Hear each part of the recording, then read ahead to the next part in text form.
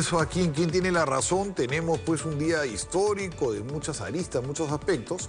Vamos a tratar el aspecto económico, el tema económico con Roberto Busada, el tema constitucional de esta salida de Kuczynski con Domingo García Belaunde y las posibles implicancias penales de todo esto que ha sucedido en estos días con estas grabaciones con César Azabache.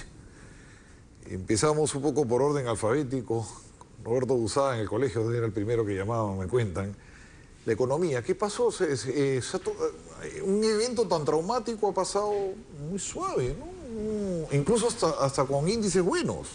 Ante todo, gracias por la invitación. A ti, Aldo. gracias por estar aquí.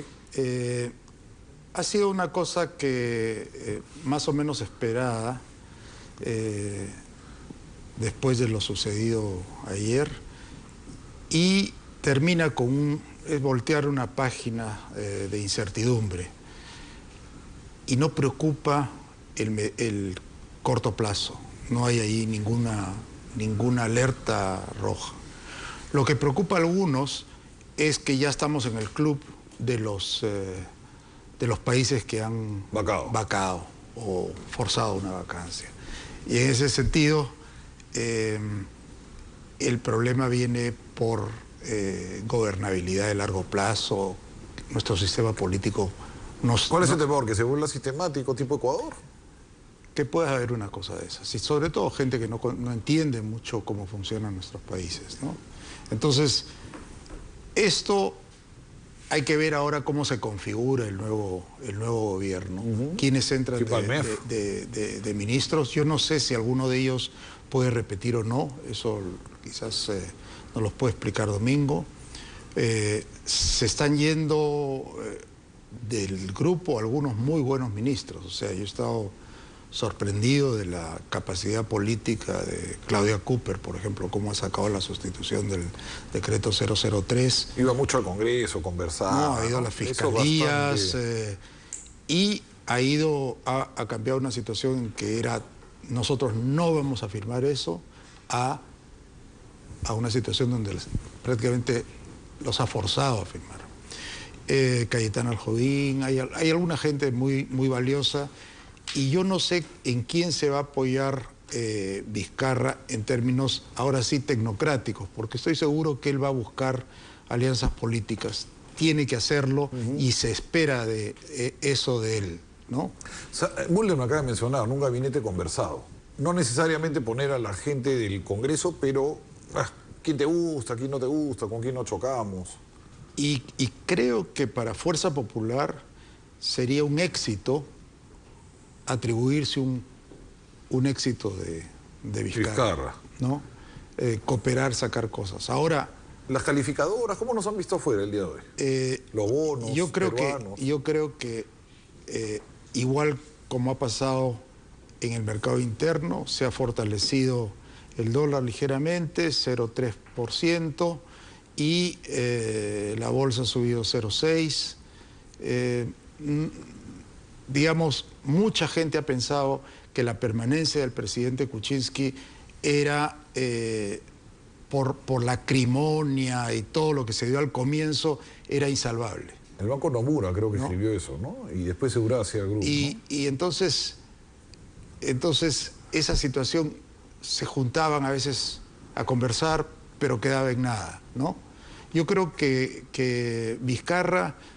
Yo he seguido mucho la trayectoria de Vizcarra por el IPE, porque hemos estado estudiando mucho el tema de educación, salud en Moquegua, y mucho la idea de su negociación con Quellaveco, ¿no? Y Southern. Él ha obtenido recursos importantes de Southern para mejorar la educación.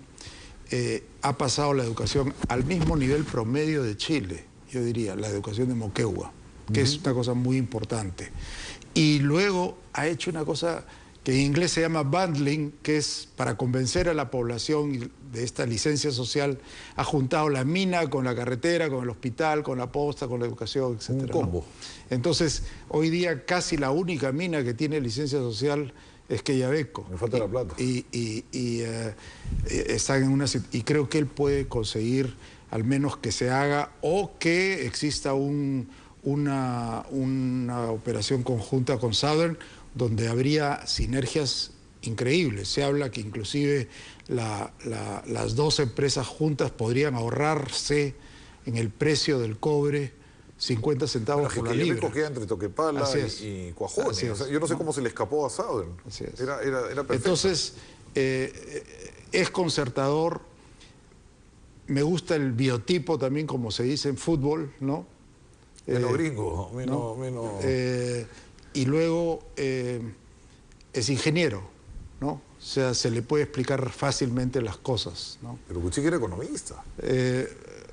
Bueno, pero a Kuczynski no se le puede enseñar nada, él ya sabía todo para empezar, ¿no? Era difícil hablar con él. Entonces, yo tengo bastante esperanza en la reacción, más me preocupa la reacción de Fuerza Popular, ¿no? Y no tengo idea cuál va a ser el juego de la izquierda en este porque ellos tenían un plan, hubiera sido mejor quizás para ellos tener a Kuczynski. Su juego siempre fregar, ¿no? A eso van a jugar. Entonces, yo estoy bastante esperanzado en que uno se tuerza la página. La economía hoy día está muy fuerte, tiene dos fragilidades. La primera es el déficit fiscal. El presidente ha cometido un error, me parece, al haber firmado el salario mínimo como último acto. El Congreso va a tener que ser persuadido de no sacar esta ley de poner 500.000 trabajadores, que son los que más trabajan ahora en planilla, y son casi 2.500 millones de dólares perennes, de soles, perdón, perennes. Entonces, esas dos debilidades, y hay que persuadir y explicar a la gente qué cosa significa la calificación crediticia, porque hablan mucho los economistas de esto y no lo aterrizan en términos de tarjeta de crédito, mi deuda del colegio, los precios de muchos bienes de consumo, las hipotecas, ¿no? Entonces, nunca se les explica a la gente estas cosas que son tan importantes, ¿no? Necesito pasar ahora donde Domingo García Belaúnde para los temas constitucionales. ¿Qué tal? Bienvenido, Domingo. Siempre es un gusto tener una lumbrera aquí. Primera pregunta que me hace la gente por curiosidad. ¿Debe jurar Vizcarra? ¿El vicepresidente jura? Sí, no. O sea, él ya juró en la plancha, como parte de la plancha, pero juró como vicepresidente. Yo diría que sí, pero como un acto formal, porque como vicepresidente pasa a ser presidente. Es una ceremonia formal y muy pequeña, es poner la banda y punto. O sea, no. ¿Pero qué va a jurar si ya juró? O sea, aún más, él ha jurado como vicepresidente sabiendo que su destino era o no ser nada o ser presidente. Entonces ya juró. Una pregunta insistente de Twitter. ¿Tiene pensión Kuczynski? No creo, ¿ah? Eso me pregunta si un presidente renunciante. Los presidentes tienen una pensión, sí, una pensión equivalente a un congresista, pero no estoy seguro honestamente. Pero la ha tenido siempre, e incluso en algún momento se la quitaron a Morales Bermúdez, con muy mala leche, diría yo. Pero sí, salvo y le están reconociendo la de Fujimori. Y le están reconociendo, porque ya no tiene pena alguna, o sea, el indulto borró todo, ¿no es cierto? Claro, no es que haya borrado el delito, digamos, borró su pasado, digamos, borró la condena que tenía y se la van a dar, sí, no sé cuánto es, pero creo que es equivalente a un congresista, pero neto, no el conjunto. No estoy muy al tanto de eso, honestamente. ¿Qué pasa con...? Me dicen que Kuczynski tiene derecho ante juicio solamente por los posibles delitos que haya tenido durante su gestión, pero no antes. ¿Es cierto eso? Esa es una buena pregunta. Bueno, ya la parte delictiva la va a ver César, ¿no?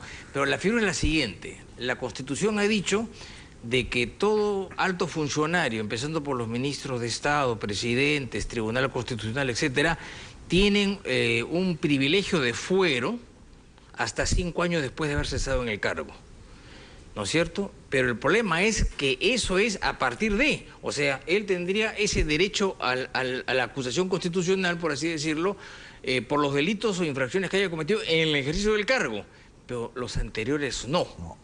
Con lo cual, teóricamente... Claro, digamos cuando fue ministro, qué sé yo, pero el otro problema que tendría que ver el penalista es si eso ha prescrito o no, que es otro problema. Porque lo que le han agarrado a Kuczynski es no tanto de que esté o no vigente, sino que simplemente ha reincidido en lo mismo y ha mentido hoy, no ayer.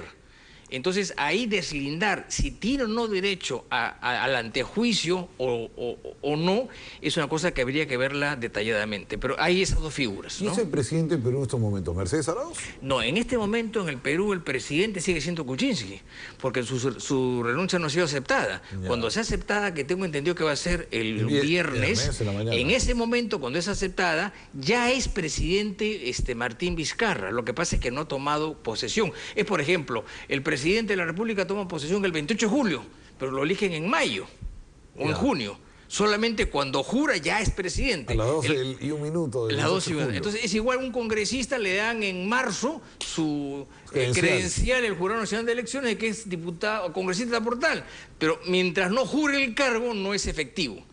¿Me explico? Kuczynski sigue siendo presidente hasta que le acepten la renuncia. Y al aceptarle la renuncia, automáticamente Martín Vizcarra, sin solución de continuidad, es el presidente. Lo que pasa es que tiene que jurar el cargo o hacerse cargo del cargo y darle la banda. ¿Quién despacha ahora en los ministerios? ¿Los ministros pueden firmar? Los ministros todavía firman. O sea, no hay el vacío de poder. Uno es ministro hasta que deja de serlo, ¿no? Ya. Y lo otro que le iba a preguntar, nos estábamos comentando con Mulder, no sé si lo vio antes que entren ustedes, lo suave que había sido esta transición parecía Suiza, ¿no? Que había renunciado el presidente de la Confederación Helvética, ¿no? En la calle, en ningún lado. Pero yo diría... la vacancia, la renuncia, no sé, todo este mecanismo ha sido muy... En la historia del Perú no veía esto. Sí, bueno, o sea, en rigor una vacancia o una renuncia como la que hemos visto ahora, vacancia llevada a cabo ordenadamente el 21 de diciembre y vacancia frustrada y reemplazada por una renuncia previa, no se veía en el Perú desde hace 100 años, por así decirlo, porque lo de Fujimori fue una cosa curiosa. Renuncia por fax, no le aceptan la renuncia y luego lo vacan, o sea, matan al muerto, ¿no es cierto? Lo cual fue una cosa rarísima. Billinghurst lo deponen.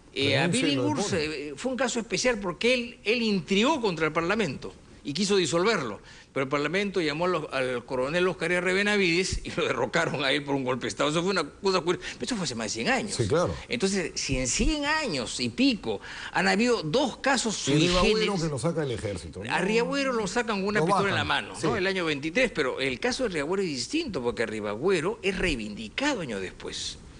Porque él, el año 23, se le acusa, bueno, en pistola en mano lo sacan, ¿no es cierto? Bolívar lo acusa de conspirar con los españoles. Exacto, lo acusa, pero en ese momento no estaba definida la nacionalidad y años después, 20 años después, regresa casado con una princesa belga, ¿no? Y sigue un proceso ante el Congreso y lo rehabilitan. Esa es la verdad. Él tuvo un gran error. Él creyó que era mejor que Bolívar, que fue su error, ¿no? Sí. Así de simple. Bueno, chocó con el nacionalismo local. Sí, y digamos la vanidad local, ¿no? La vanidad local. Bolívar era insufrible, era una especie de Hugo Chávez, tampoco no era... vamos ahora con César Azabache. César, la pregunta creo que te la puso acá el maestro y la resolvió, en el área, ¿no? Y la resolvió también, ¿no? Sí, en realidad hay que verlo tema por tema.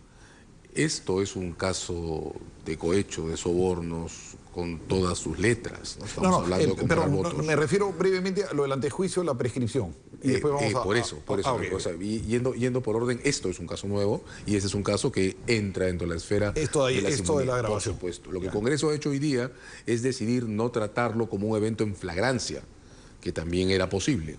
Porque en los hechos, cuando se habla de grabaciones en tiempo real, en procesos en marcha, la Fiscalía queda absolutamente autorizada a pedir una orden judicial y llevar a los involucrados ante el Pleno para que se levante sus derechos forales de inmediato.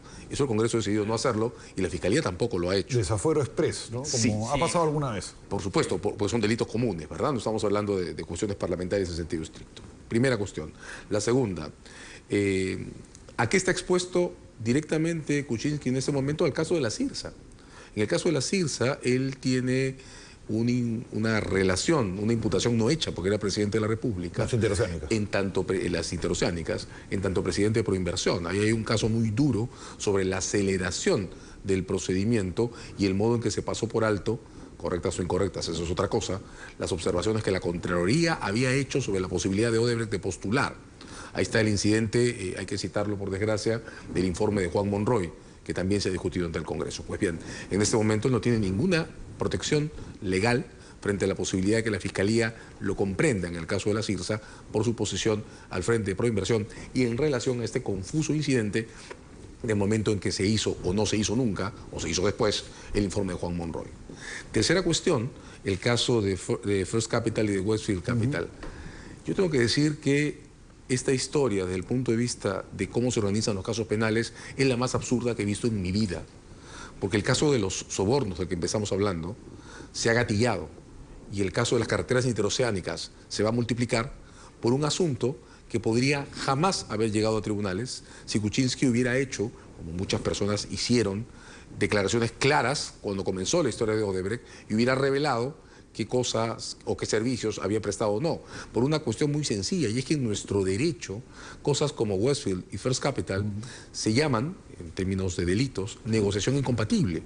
Es el equivalente a los conflictos de intereses sancionados por la ley penal. Y el plazo de prescripción de estos asuntos es muy corto, es de 8 años. Claro, la prescripción tiene siempre una connotación moral. Aceptamos que prescriban esas cosas que ya no nos interesa castigar. De modo que una declaración honesta y oportuna tal vez habría conducido, con las disculpas del caso, a cierta tolerancia a que los tribunales declaren que pasó mucho tiempo. Ya estaba muerto. Pero si en este momento, después de todo lo que ha hecho, Kuczynski pretendiera que su defensa de la prescripción, estoy casi seguro que el Congreso en 2 días aprobaría una ley declarando que estas cosas son imprescriptibles y las leyes sobre prescriptibilidad se aplican automáticamente. De modo que ha creado una escena de 3 casos donde podría no haber habido ninguno. ¿Y todo por qué? Por la arrogancia de no prestar las explicaciones al tiempo y de pedir disculpas a tiempo. Pero ahora, ¿se le puede acusar a él de cohecho por todo lo sucedido? En este caso... O sea, ¿se puede llegar a él? Porque, claro, hablan de ministros en las conversaciones. Bueno, en las grabaciones de esta tarde... Dicen de que el piqueo y la comida. Exacto, 1. Y 2, en las grabaciones de esta tarde aparece el señor Mamani yendo a la casa de Kuczynski. Y las conversaciones con Yufra hacen referencia a una conversación ya desarrollada con Kuczynski. Entonces, la telaraña lo está alcanzando. Y claro, todos nos hemos quedado, creo, con la sensación hoy día de que posiblemente haya más grabaciones y que si no hubiera renunciado tal vez había aparecido. ¿Y eso es cohecho? ¿Influencias? No, es que es directamente cohecho porque estamos hablando de con parlamentarios a los que se les está pidiendo el voto a cambio de favores. Claro, es un soborno. Al final del día, para la ley penal, los sobornos no solo se entregan en dinero, también se entregan en ventajas. Claro, ha habido toda una discusión entre penalistas esta mañana, en punto así, pueden entrar en juego las reglas de tráfico de influencia o no. Para decirlo claramente, los ofrecimientos que se estaban haciendo, ¿eran reales o eran simulados? Bueno, hay que mirar las cosas caso por caso. He visto una conversación de alguien de su equipo legal, entre todo este material, en el que parecería estar ofreciendo interceder ante otro. Y eso podría eventualmente ser solo un caso de tráfico de influencias. Pero es una escena compleja, ¿no? Sí. Esto es una escena compleja. Hay muchas personas, todas bien articuladas, el objetivo es el mismo, ganar votos, y eso pone sobre la mesa un plan de sobornos estructurado en coautoría. ¿Qué pasa si Kuczynski de acá el viernes o acá el sábado, no sé, se quiere ir del país? ¿Necesita autorización para viajar del país? ¿Está impedido de viajar del país desde el punto de vista constitucional y penal? Tiene que pedir permiso. Si no pide permiso, vaca automáticamente, porque es una causal de vacancia. Pero sí puede cruzar. Bueno, si cruza la frontera y tiene su pasaporte y sale, no hay problema. Pero ya automáticamente vino la vacancia y se quedó sin efecto porque una de las causales de la vacancia es irse del país y no regresar a tiempo. Le interesará muy poco esto. No, ya no le interesa a nada, evidentemente, pero agrava la cosa, ¿no? Y penalmente... En términos penales, el caso de la CIRSA permitiría que en este momento la Fiscalía esté pidiendo, no sé si lo ha hecho honestamente, que se le impida la salida del país. Pero mientras no lo pidan, él se puede ir a Jorge Chávez, comprar su ticket y subirse. De hecho, hubo una historia semejante en el caso Joy Guay, a principios de siglo, ¿no? Joy Guay en ese momento fue al Congreso, declaró, reconoció que se había enriquecido en base a alguno de los contratos, me parece que fue por el de tractores, terminó de declarar y literalmente se fue al aeropuerto, cogió un avión y salió del país esa noche.